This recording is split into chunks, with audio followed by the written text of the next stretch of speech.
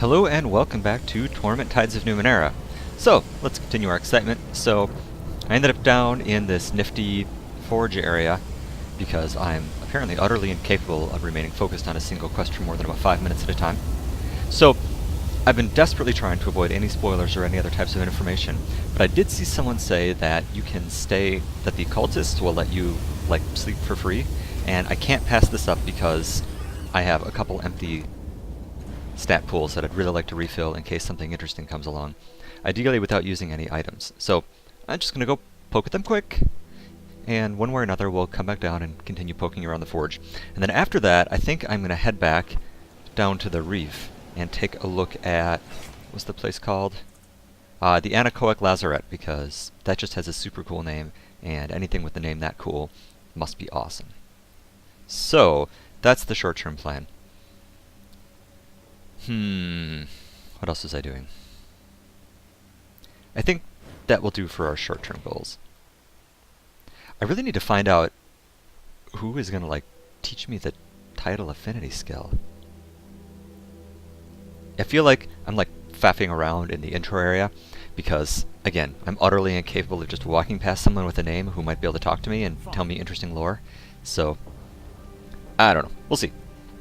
So, who would I talk to here? Let's try talking to Kazmi or Mimi on here real quick. I'd like to sleep here. We'd be honored if you choose to stay with us. We do request a small donation of 40 shins to offset our costs. We must rely on donations, even from our revered visitors. Okay, I have 45, so let's go ahead and do that. Alright. So, now let's continue back on our way. So, as opposed to the lady up in the inn that was going to charge us 20 a head, 40's, I guess, a bit of a discount. I need to figure out how to make some money in this game, too. It's going to be a real problem. I'm sorry, how to make shins in this game. Space bucks. Or if you played KSP, Spaceos. Anyway, staying focused. Luckily, everything labeled an oddity is apparently just weird stuff to sell for money, so that makes me feel a little more confident about what things I should sell. I mean, I knew that, but I just happened to glance at that again a little earlier. Alright, so back down here. So, let's go see what's going on over here. What is this thing? What are those?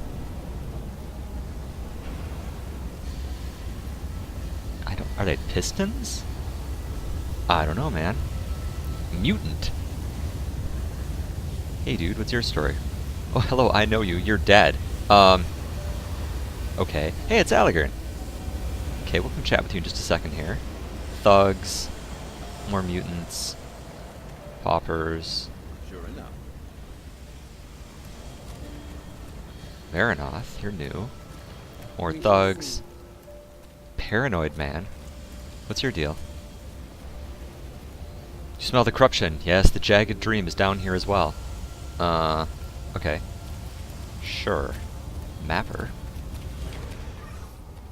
From a distance, it looks as though this mutant is wearing a form-fitting suit of finely patterned lines in white, yellow, and pale blue. On closer examination, it becomes apparent that these are tattoos, and they cover nearly the entirety of his body, even his shaved head. His actual clothes are simple and worn, and his boots look as though they've seen hard use. He's studying the meaningless swirls and whorls on his arm, and mouthing names that mean nothing to you. Solvi, Ballant, Urgau, Ten Trees. When he looks up at you, you see that a strange device covers one of his eyes. A deep blue light shines in its center, and it seems to measure and evaluate you as he focuses on you. He smiles as you approach, a broad, beaming grin that says he considers you a friend already. I'm Mapper, he says, extending his hand. I've been everywhere around here.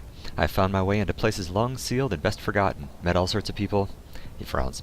Can't say I cared much for some of them. It's true. His voice is fast, insistent, and incisive. Still, I try. The communities of our world are islands of light.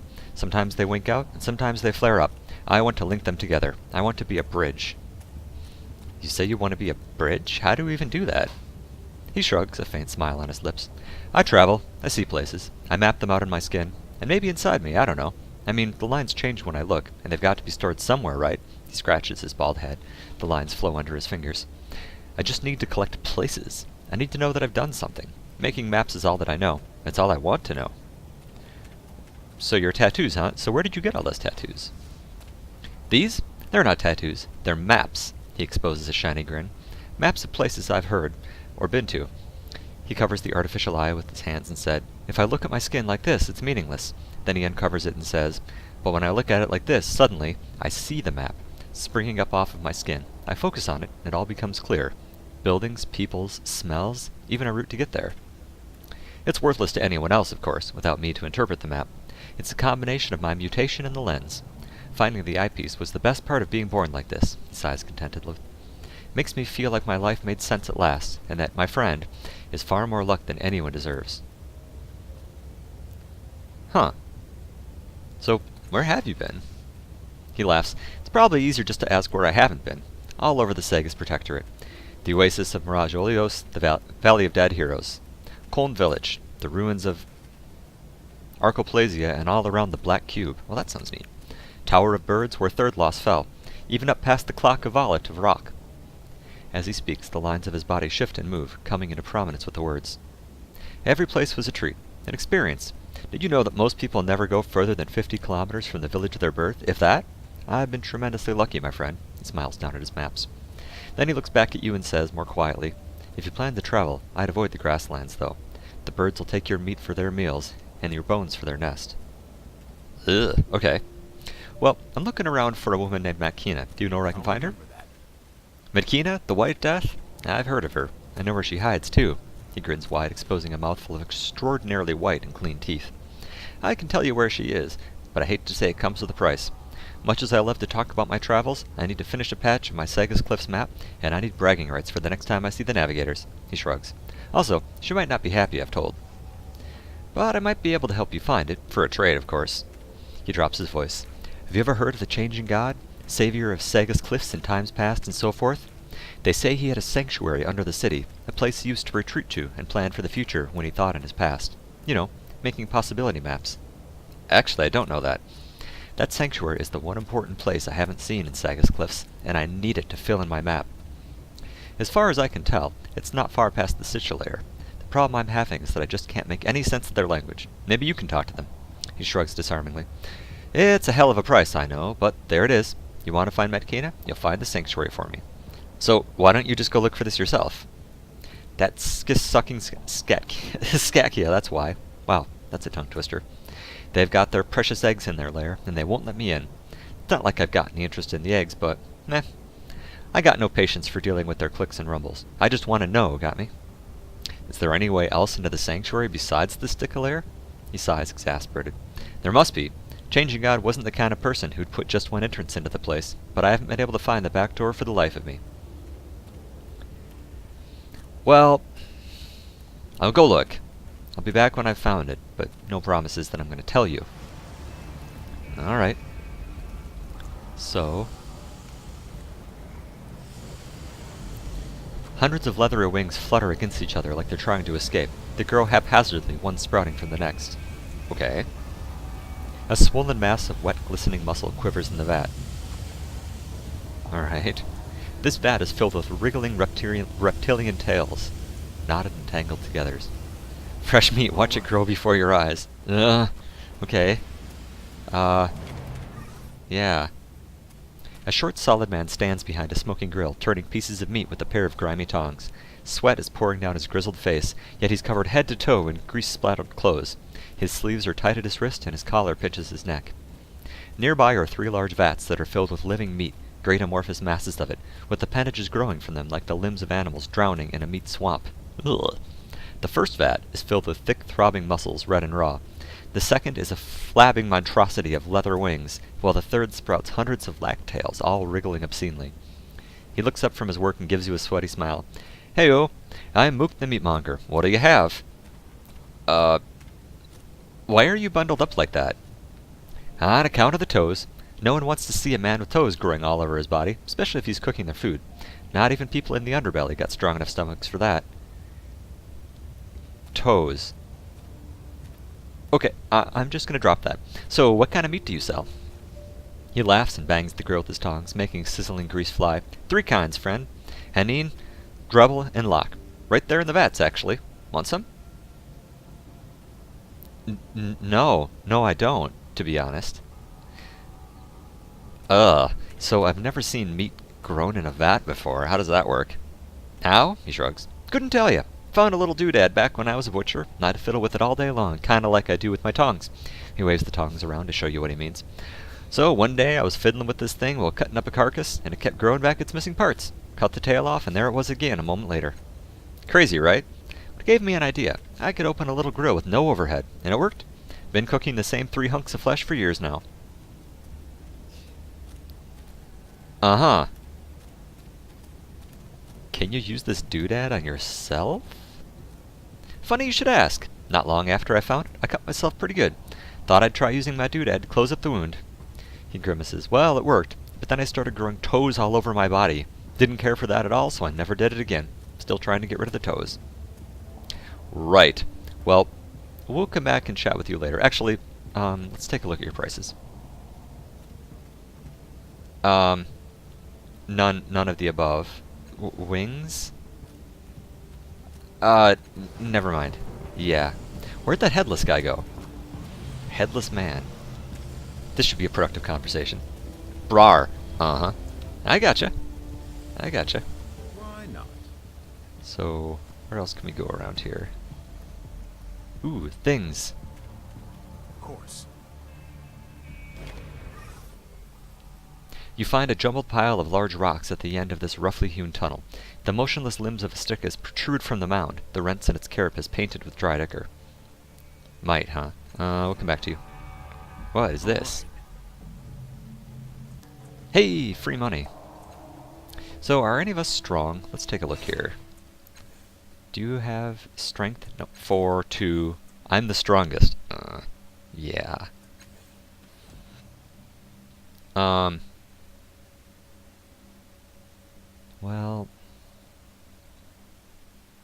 what would it cost me here? Just out of curiosity.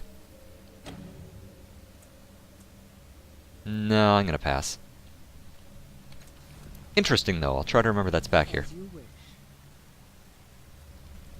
I like interesting things.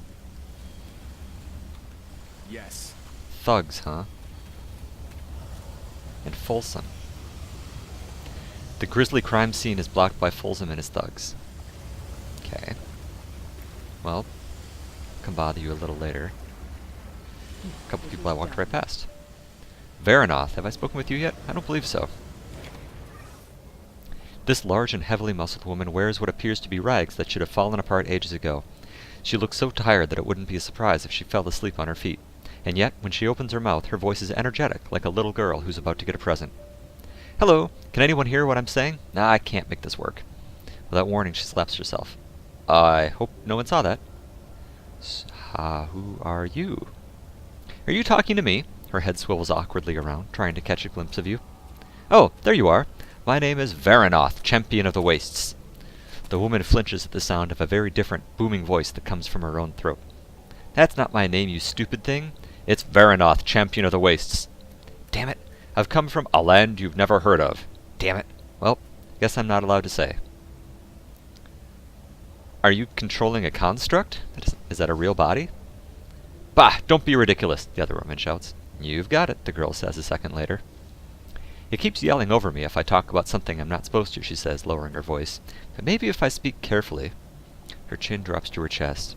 My family explores the world using special tools. The body stabs itself with its finger pointedly. But they tell me I'm too young to help, so I waited until everyone was sleeping and, you know, the head lolls back on its neck, winking at the roof of the cavern. Are you an explorer too? I am, but not like you. Oh, she says. For some reason I thought you were a champion of the wastes too. Damn it, did it again, didn't it? Just don't tell anyone what I am, alright? So what can that construct do? Well, it's really hard to break. My mother, she's who usually controls it, once got stepped on by an adult earthshaker. It just stuck her in the ground like a nail. The woman flexes a massive bicep. Am I flexing? The girl says. I'm trying to flex. Anyway, it's also incredibly strong. Punch holes in mountains strong. The arm flops back to her hip. I wonder if she can come give me a hand with that. And it's not really a construct. There's no metal inside. She has bones, blood, perfect human expressions. Not that you can tell from how I do it, the girl adds sourly. The woman's face grimaces along with her. So, where did you get that thing?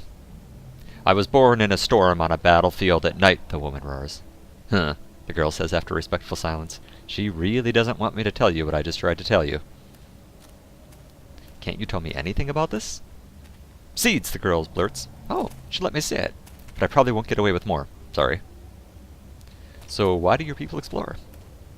Our impenetrable fortress in a lost valley is falling apart. I think we should just go out into the world for real, but no, my family's afraid. The fingers on the woman's right hand wriggle like they're playing an instrument. Her dead expression doesn't change even as the girl's voice raises. I'm not, of course, but they won't even let me use this thing. I have to sneak around, like a child. Oops, I accidentally asked who you were. Alright, well, farewell. No. Crooked Queek, huh?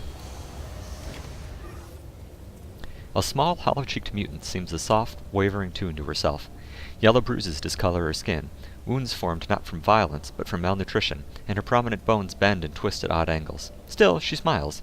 She smiles at the oily water, devoid of any fish. She smiles as she arranges her empty basket beside you, and she smiles at you when she sees you standing over her. Hello, I'm Crooked Queek of the Cold Canyon tribe. I haven't seen you down here before. I hope you're not here to fish. They're nibbling instead of biting today.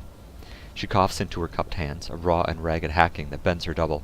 You take her for a child at first, but after studying her features, it's clear that she's in her late teens. It's only some mutation, and her bony stature, born of starvation, makes her seem childlike. So why do you think the fish aren't biting? Oh, the fish down here are pretty fast and mean. They're nibbling at the bait and swimming away. She watches the line with a combination of hunger and weariness. It's hard for me to get the pole in time when the rod twitches, and harder still to reel in the catch. I'm not very strong. You said you're part of the Cold Canyon tribe. Are they down here too? No, she says lightly. They're all gone. Either dead or, well, gone. She still isn't meeting your eyes. There used to be a lot of us. We came here when I was a baby, running from... She pauses, thinking. A war. Some kind of war that never ends. My parents thought we would be safe here, but the tribe died off, one by one. She turns away, wiping her eyes. This city's hard on people like us. Wonder if that's the endless war that's apparently being fought between two groups of... me. How was the city hard on your tribe? Oh, they are used to living in the wilderness, so they knew what they could eat safely. Here, it's not so simple. My mother told me that 10 people died eating tainted food before we found this fishing hole. She stares into the murky water. Then there's the diseases you can catch in the city, and the hate. A lot of us were killed for just being hard to look at, I guess. Is it as hard for you to survive here as it was for your people? No, she says, smiling. I don't have a lot to eat, but I'm more resistant to sickness than my parents were, and people here know me. They leave me alone. So, is that your real name?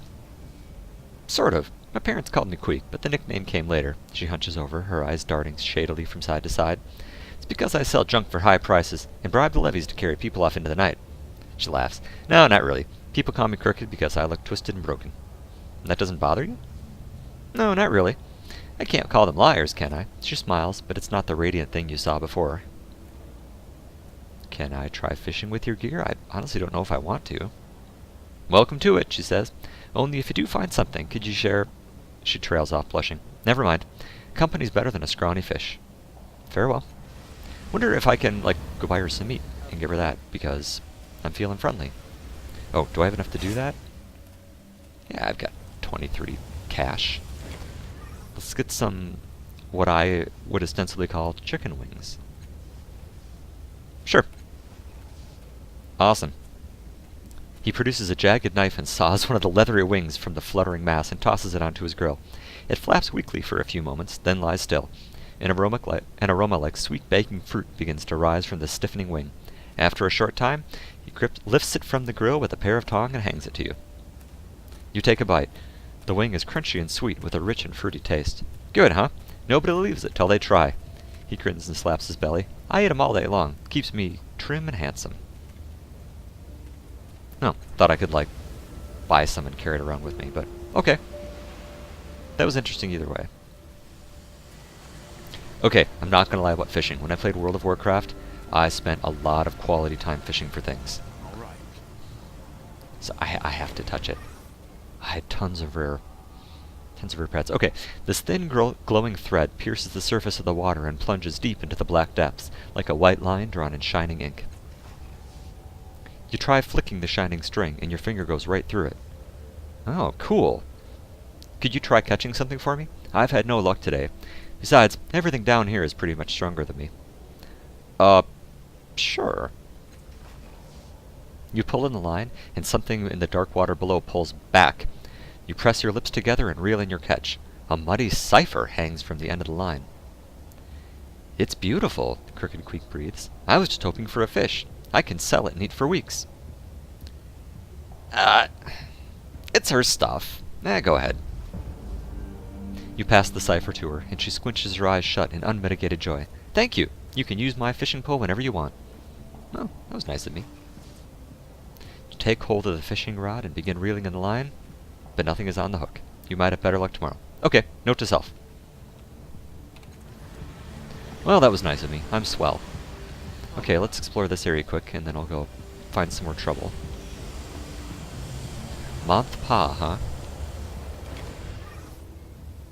This lissom Jack looks down on his luck, judging from his bare feet and dusty jerkin, but he takes in his surroundings with a hopeful gaze. As you approach, he smiles and throws out his arms in greeting, which reveals the tools of his trade on his belt. How now, helpmeet? Got any? He stops as he sees Tiber with you. Tiber, he bellows. Good to see you. Last I heard, you and Riss were running from the levees. Slipped him again, huh? This your new crew? Looking for an in-and-out man? I'm free at the moment, ready and able to do some crimes. Manth, my boy, always joking, he says through gritted teeth, and so loudly. He puts an arm around the young man's neck and snugs him in a little too tight. Someday someone's going to hear one of your loud jokes and call the watch on you, and me. And no, this is not my new crew. This is my friend, who I'm helping find his way around the pitfalls of our great city. Tiber turns to you. Manth is actually the most honest boy in Sagas Cliffs, aren't you, Manth? He swallows. What? Yes, I am. They don't come much more honester than Manth Pa. I just pretty much sit here all day, thinking of ways I could be more honest. Tiber's meaty palm covers his mouth. That's fine. That's fine. He smiles at you. You know, Manth has the most dangerous job in Sagas Cliffs. He's a window washer. Hangs out over the sea faces of those cliff houses and scrubs away without a care. And if that weren't enough, when he's not working, he's down here in the underbelly, helping people find their way around. Go on, just ask him. He knows everything about the place. Funny. That's right, says Manth as Tiber lifts his hand. Ask me anything. You want to hear about those people who live here? Or maybe the Stitcher tunnels? Or the manufactory? Or those crazy Dendra horror bastards? So, what's kind of your general take on the area? He shrugs. It's at the bottom of the ladder. As they say around here, there ain't no more down to go. That's a good thing, right? Means you've got nowhere to go but up. A passing thought dims his cheery expression. Well, unless you drown or get swallowed by the bloom or something. So what about the people down here? He blows out his cheeks. Well, I won't talk about everyone. There's a lot of us here, but I'll hit the highlights, or lowlights, I guess. He starts to count them off on his fingers. There's Folsom, of course. He runs things around here. Not officially, mind you. He's just the sharpest chagan with the hardest crew is all. Mekala, who sells off bits and bobs at her stall. We met her. I think Folsom's the one over to the side here that we haven't talked to yet. Moik, the meatmonger, who sells, meat. He pats his chest. Tell Moik I sent you if you pay him a visit. He gives me a shin for each referral. Oh, let's see here. There's Alliger, the Eon priest, who isn't anymore, but still knows the stuff. Mapper, crazy cark who's covered in maps, and he pauses. Well, I suppose there's Crooked Keek. She's not very interesting, but she looks funny, if that's your float. That's about all that's worth mentioning. So, what do you know about the Stitcher tunnels? They've dug 'em all over the place here. You can only see the ends of 'em, since they fill 'em with loose dirt, and that only they can dig through. Okay. So what about the manufactory? The heart of industry in Sagas Cliffs. People think only the crazy and the crooked live down here in Underbelly, but if you really want to see the hardest working people in the city, go look at those furnaces. That's real work, that is. So what about the Dendro horror? The cannibals? Ha! Sometimes I think they do it just so they can be crazier than anyone else. I know they got some kind of mumbo-jumbo reason for eating dead folks, but I think they just like making people squirm, you know? Cute. So, do you know where I can find someone called Makina? The White Death, he whistles. You ain't crazy, are you? He lifts his hands placatingly. No, never mind. None of my business. I couldn't tell you where she is, but you might want to talk to Mapper. He's squatting in one of those shanties down here. If there's any place she can hide, he'd know about it. Alright, well, thanks for your help. Okay, so this is the last place that I haven't looked. Let's take a look up here. More thugs. Tiny dwellings are carved into the rock wall, furnished with reeking bedrolls and bug-infested rags. That's kind of funny. Okay, so I hadn't talked to our crime boss over here, so let's head over here and chat with her. Another cultist. Oh! I can look at this thing.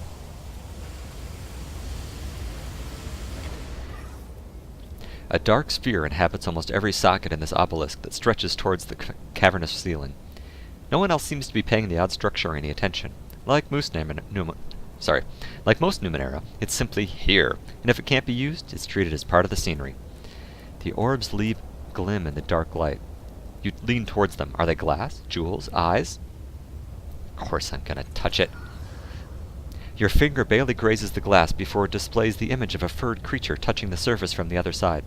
Purple vines threaded with veins of light hang from the branches of the trees behind it. You lift your fingertip and darkness swallows the creature. The orb is opaque again. The orbs appear to reflect whatever action is performed in front of them. Huh. Hum a little song. Nothing appears in any of the dark orbs. Instead, the whisper of many voices joined in song curls from the obelisk so low that only you can hear it. That's weird. Should I tell it a secret? That might be interesting. No one's paying any attention. With your lips nearly brushing the surface, you whisper a thought you've never told anyone. A too tall, narrow-lipped being, a visitant, appears in the glass, long fingers clasped. Meeting your eyes, it speaks a word you cannot hear. Ha ha! Yeah. Alright, let's leave it alone. Yes. That's interesting, though. Not gonna make a rude gesture at things. Alright, Folsom. So, hello. This man towers over you, enormously fat and draped in gaudy robes. His expression is calm, stern even, as he regards the bloody mess spread along the wall and floor. The hooded figures on either side of him tense as you approach. He turns to inspect you, eyebrow lifted, and raises his hand. His bodyguards relax, watching you. In the space of a second, his eyes flick over you. He nods, apparently to himself, as if your presence has confirmed something he's expected. So, what are you doing in the underbelly, Falling Star? How do you know who I am? An odd question, he says, frowning. You fell from the sky like a comet, and somehow survived. My people have been watching you ever since you set foot on the beach. He cocks his head. Now that I've answered your question, answer mine. What are you doing down here? Well, I'm looking for someone. Are you? He says. I know everyone in the underbelly, and I'm seeking someone as well. Perhaps we can help each other. You don't seem like a good person to deal with, but okay. He turns his back on you, staring down at the vast pool of blood. This is all that remains of Weedle, one of my protégés. I had hopes for him. Now they'll never be realized. The underbelly is poor without him. The rage beneath his voice cuts each word shorter and shorter. Bring me any information you can find. Help me discover the identity of his killer, and you will be rewarded. He exhales sharply and then turns around. The fury you glimpsed in him is buried once more.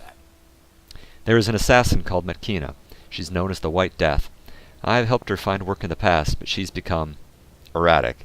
If she is not involved, she might know who is. If you wish to help in the matter, ask her what she knows. The creature named Mapper might help you know where she is. I'm not promising anything, but I'll look. A wise choice, he says, nodding. Only fools promise results. Do you have any ideas about the killer's motives? I have suspicions, he says, a muscle in his cheek twitching. And I have enemies. It takes no imagination to conclude that this was meant to hurt me. He shakes his head. But the killer did not slit Weedle's throat and leave him for me to find. No. They spilled an ocean of his blood and scrawled nonsense on the walls. If this is a message for me, I can't interpret it. I'd like to examine the murder scene behind you, if that's okay. At first, Folsom doesn't respond. He merely stares down at you, through you. I'll not have you trample through this blood without cause, he says at last. So there'd better be a good reason.